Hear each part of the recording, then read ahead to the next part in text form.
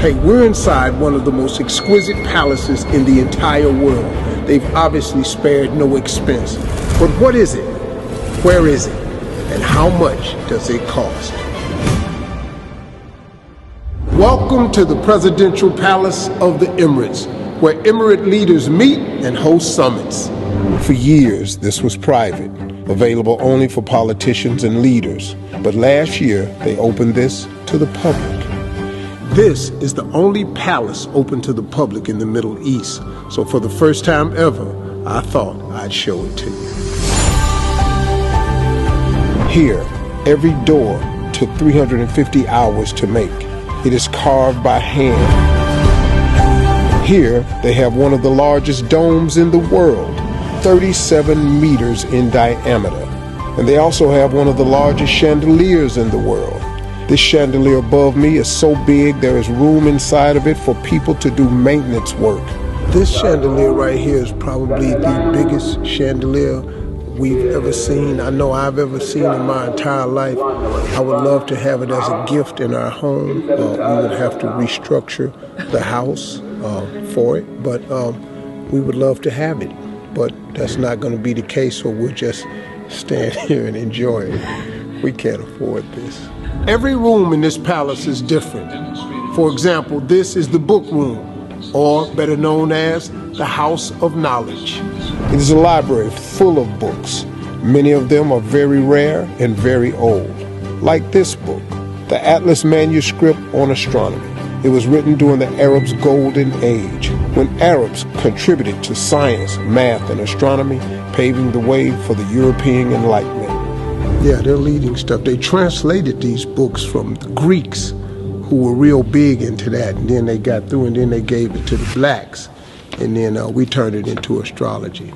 And the blacks, you said? That's not true, but well, I want that on tape. We want credit for that.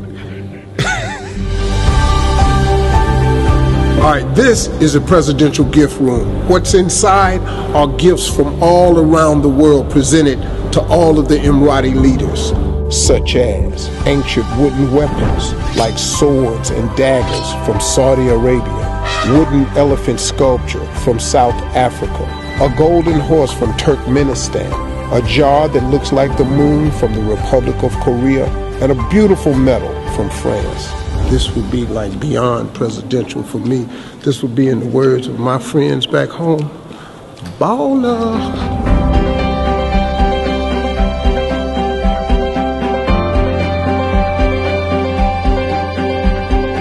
Okay, so this is the food room, but it's better known as the Presidential Banquet. In this hall, there are over 150,000 china, utensils, and silverware. And many of these are made of pure silver. Pure silver. 100%. I bet the food is good in here. You look at this. How are you going to serve something that's not good? The food is going to be delicious. I want some. Why is there nothing here? They didn't know I was coming. I'm always hungry. Might not be presidential, but I'm hungry. That's for sure.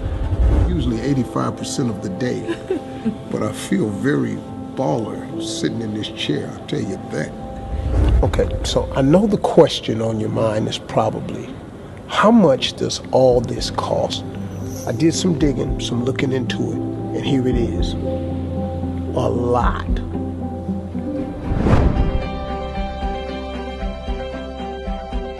But it's really not the price that matters. It's what this stands for.